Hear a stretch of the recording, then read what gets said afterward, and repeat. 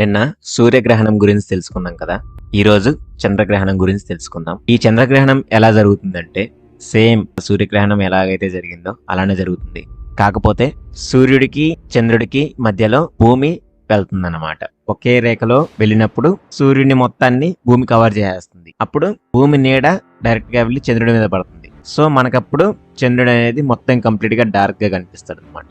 దీన్ని చంద్రగ్రహణం అని కూడా అంటారు. ఇంకోటి తెలుసుకోవాల్సిన విషయం ఏంటంటే అంబ్రా పెనంబ్రా అనే దాని గురించి కూడా తెలుసుకోవాలి. అదేంటంటే అంబ్రా అంటే మీరు ఇప్పుడు ఈ ఫోటోలో చూస్తున్నట్టు కంప్లీట్ డార్క్, అసలు బాడీ ఎలాగైతే ఉందో ఆ డార్క్నెస్ మొత్తం అక్కడ పడితే దాన్ని అంబ్రా అంటారు. ఇంకోటి పెనంబ్రా. పెనంబ్రా అని దేన్ని అంటారంటే కొంచెం లైట్ గా డార్క్ ఉంటుంది అనమాట. దీన్ని పెనంబ్రా అంటారు. నెక్స్ట్ డిఫరెంట్ కంట్రీస్ లో ఎలా నమ్ముతారు అనే దాని గురించి ఒక్కొక్క రోజు ఒక్కొక్క వీడియో చేద్దాం.